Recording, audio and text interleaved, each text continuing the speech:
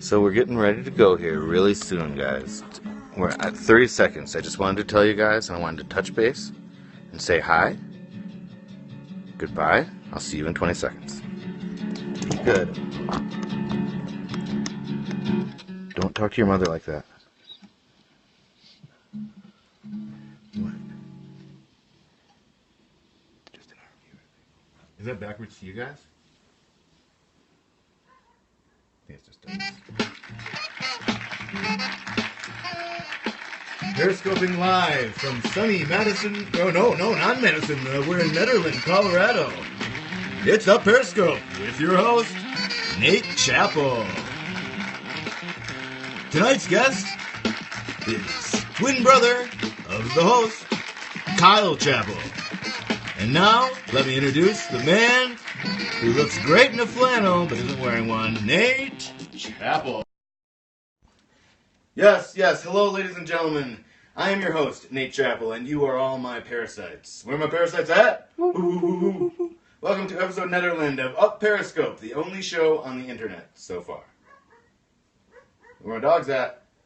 Special episode tonight, you guys. Listen up Periscope historians, because we are not broadcasting live from sunny Madison, Wisconsin, for only the second time, ever.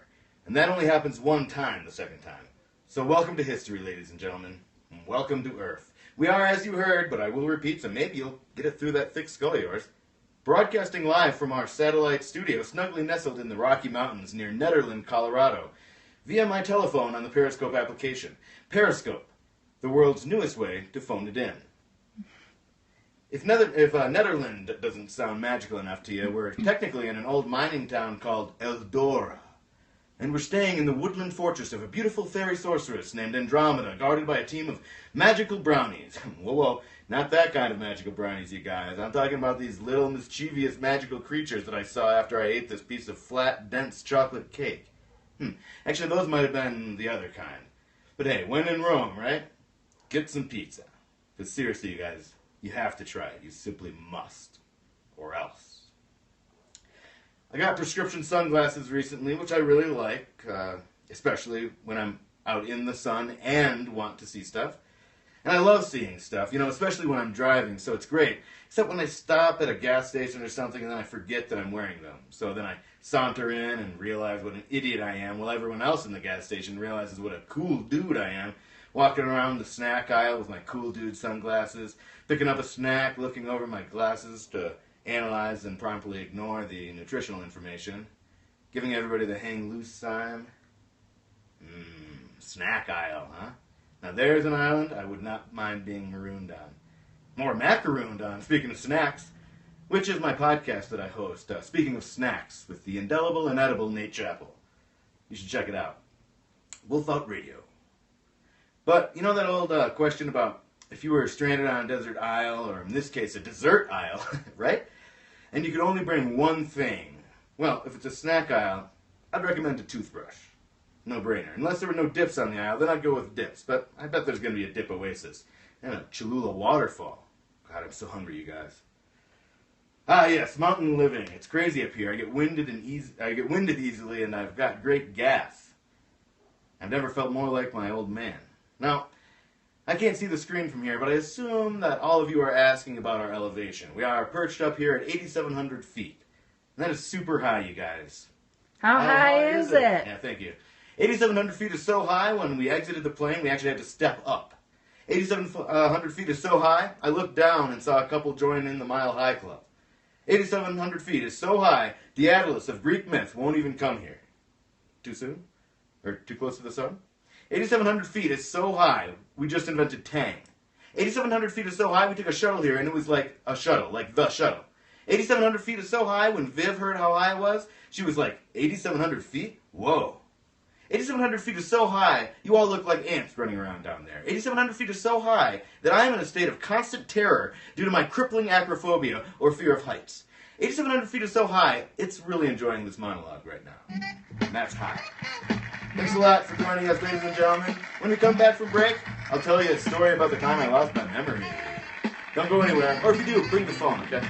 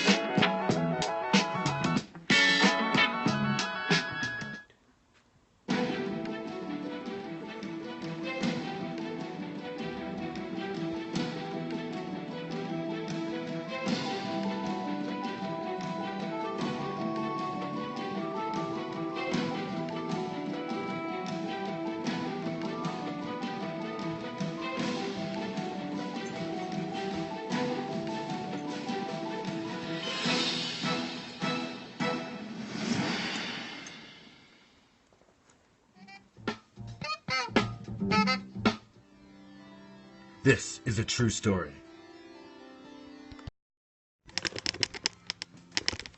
In high school, I went to this civics camp on a college campus. Pretty nerdy. It was mostly college application fodder, really. But I did want to take advantage of being able to reinvent myself, sort of wipe the slate clean, you know? But it actually worked better than I intended. See, I didn't know anybody at this camp, and I had some time to kill one night early on, so I decided to go check out the pool. They had a high board, and as is most likely obvious to all of you, with my sinew and my grace, I used to dabble in springboard diving. So I went up there, nod my head, take a deep breath, stop short of calling for silence, approach the end of the board, and I spring into the air, high into the air. I do 2 flips, best tuck of my life, best spring of my life. I open up after the second somersault, and I'm surprised to realize that I'm still 6 or 7 feet off the water. There's nothing I can do. I've already opened up and I've slowed my momentum, but not quite enough. I keep going and I smack the water with my forehead hard, and my head snaps back. Next thing I remember, I'm sitting on a bench beside the pool. I was suddenly aware that I didn't remember much of anything about anything. I couldn't piece together what had happened, and I couldn't figure out where I was, or who all these nerdy dudes were, including me. After a while, my head was hurting, and I got pretty sleepy, and had forgotten that I didn't remember anything, so I decided I think I've had enough swimming for one day, and I hit the showers. Then, I'm standing in a very hot shower, and may have been for a while. So then I leave and I walk over to the lockers, and after circling them for some time, realize that I don't remember which locker is mine. I open locker after locker, and then further realize that I have no idea what my clothes look like, so I may have opened and closed my locker multiple times. I'm starting to panic here, and I see a group of guys come toward me, and I block their path. "I've been concussed," I say. "Do you know me?" The guy nearest to me shakes his head. "No, but I think they call you Funk." I say, "Why do you think that?" He says, "Because I think it's shaved in the back of your head." I should back up for a second. 2 days earlier, upon arriving on our assigned floors in the dormitory we were staying in, there was a sign-in sheet where you could put down your nickname. Now, I'd never had a nickname, and I really wanted one, so 3 things. First, there was can you move your hand? Line behind me. Second, the guy behind me was named Sweet Chocolate, and third, I'm a huge dick. I wrote down nonchalantly and inexplicably that my nickname was Funk. I don't know why, I don't know what it was supposed to mean, and I definitely don't remember how I explained it to these guys. But long story short, they shaved it into the back of my head. But remember, I don't remember any of this as I stand concussed in the locker room. I run over to the mirror, and sure enough, from my temple to the back of my head is shaved, in all caps, Funk, followed by a horizontal lightning bolt to the other temple. What the funk? I didn't say, but I wish I would have. I paced around the locker room repeating, "I've been concussed. I've been concussed. I've been concussed," for a while. Opening lockers again, closing lockers again, stopping people occasionally to ask if they know me. They don't. "I've been concussed. I've been concussed." I was staring in the mirror again, craning, to see the K in the Funk, and I hear a nasal voice behind me say, "Hey, Funk." I twirl around and I grab this tall drink of water by the shoulders. "You know me?" He's like, "Yeah, I know you." I say, "I've been concussed. Can you help me?" The next couple hours are pretty fuzzy. He could help me, as it turns out, and he took me to the counselor guy who we called Brown Helmet on account of his hard hair, which was much like JFK's, except his never moved. Too soon? Too late? Anyway, I failed the test of filling out the paperwork at the hospital, and my self-diagnosis of a concussion was confirmed. I had been concussed. I was kept for observation, although not very close observation, as I left my hospital room 3 times and got lost 3 times. They finally released me, I think just to be rid of me, into Brown Helmet's care. I still see that tall drink of water around Madison from time to time. I honestly don't remember his name. Wait, I think it's Matt Wilson. But now I do remember why he calls me Funk. And that, my friends, is a true story. From my mouth and from my reality. And from everyone's reality, really. Who knows? Hey.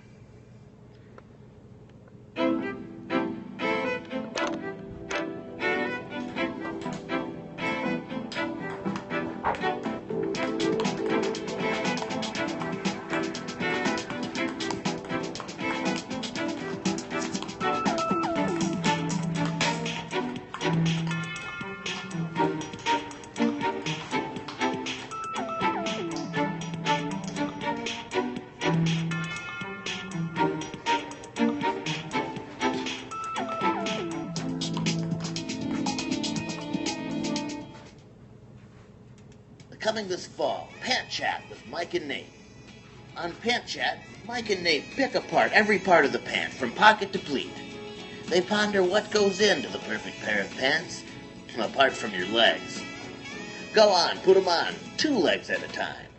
Pant Chat, Monday mornings this fall.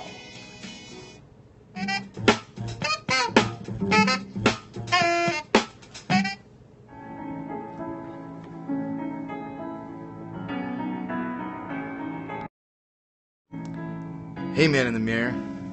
Gotta admit, this is kind of funny. A little behind-the-scenes situation. I can't actually see myself for the first time, so it's like I'm a vampire. It's like I'm looking into a mirror and I can't see myself. Makes me wonder, am I a vampire? Woo!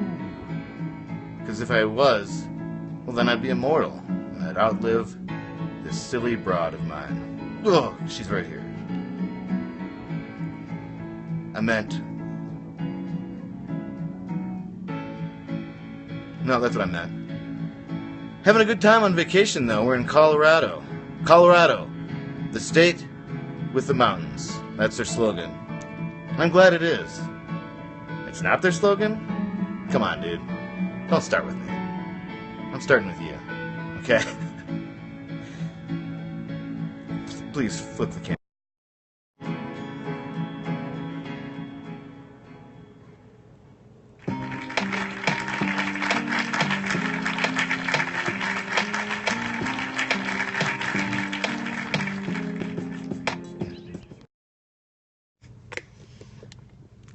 So, for our guest segment today, we actually had somebody planned, and they canceled, so I got a hold of my twin brother, Kyle. I actually haven't talked to him in a long time. He lives here in Colorado, and he was supposed to be in studio, but he didn't end up being able to make it, unfortunately. Car troubles or something. So, we've got him on Skype on the line here, I think. Viv, did we get that set up? Yeah, he's on. Okay. Let's see. Oh, I see him. Hey, Kyle, how's it going, man? I'm sorry. Oh, here it is. I was looking at the wrong place. Oh, it's going pretty well. Nate, how are you doing? You liking Colorado okay, or what? Oh, yeah, I'm loving Colorado. It's so bright, I gotta wear shades. You know what I mean? That's the future. I'm talking about the future, you know what I mean?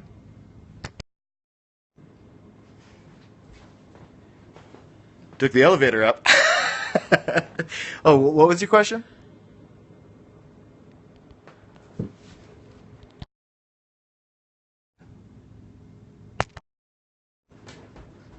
Yeah, I know what you mean.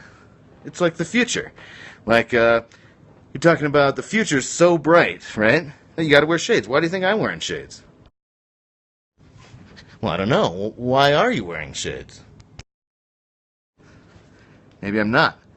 But the future's so bright. You know what I mean? Stop asking me that. I know what you mean. We're twin... You think I don't know we're twins? Where'd you go there?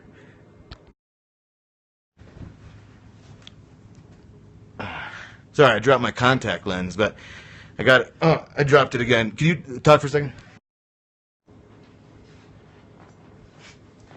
Nope, it's not down here. I looked all over. I thought maybe since we were twins, you know how we can feel each other's pain, I thought maybe a contact lens would also appear. No, I don't know. Now that I think about it, it doesn't really make any sense. You got it in? Yeah. Got it. So what's your favorite part about Colorado? Well, the elevation is so high. How high is it? 8,700 feet. Good one. I see where I got my sense of humor from my twin. So, I have a question for you. Do you remember sharing a womb with me? Do I? Yeah, you were a great womb mate.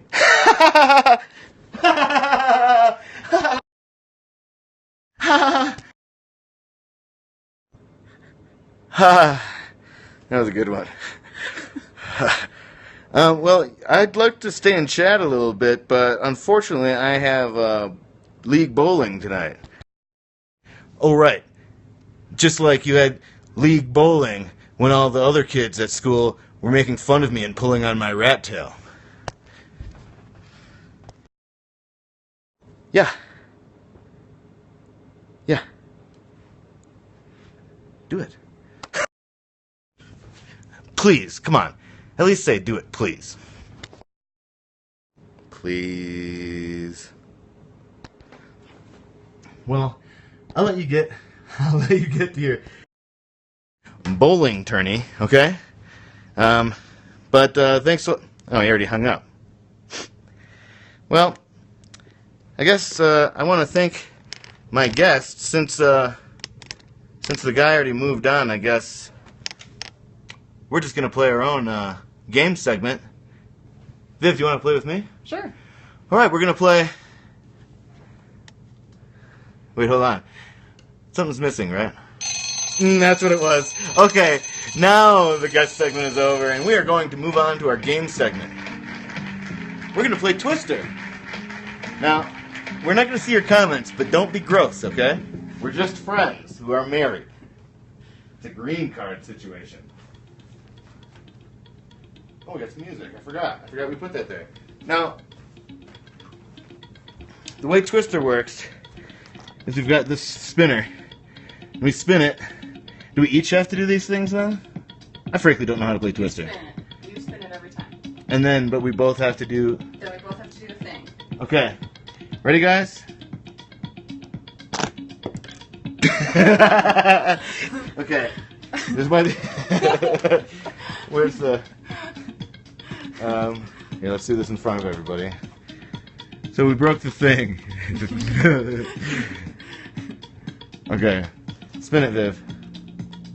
Left foot green. Let's set it down now. Yeah. Okay, so we both have to go left foot green. Mm-hmm.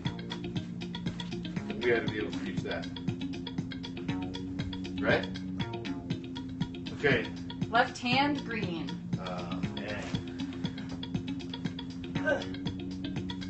Right hand yellow.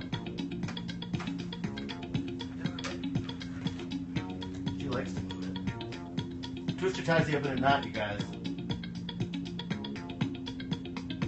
Right foot blue. Where's my right foot? Oh.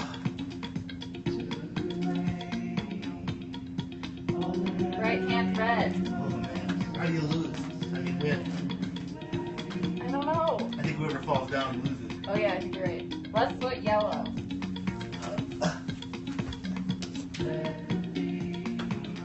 Right hand blue.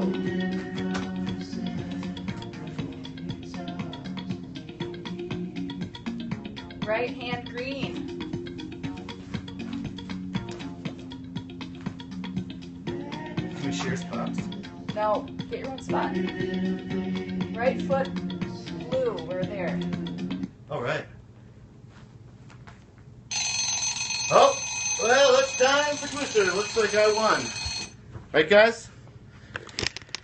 That's been our show, ladies and gentlemen. I want to thank my guest, Kyle Carl Chappell, my crew of two, Johnny and Viv, Terry Weston for the big idea, Ty Insert and Finn Hammond for all the musics, the towns of Eldora and Nederland, and our thanks to the magical brownies out there, you know who you are.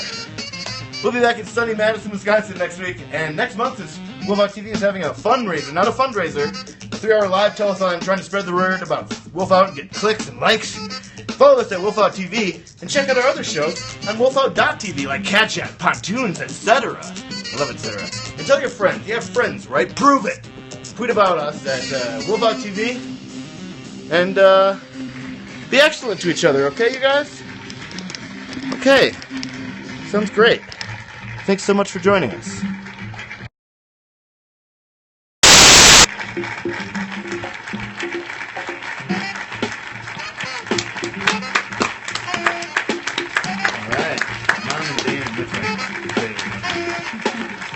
Next week it's going to be episode... I don't know yet. Oscar, maybe. I'm just saying maybe, though. Okay?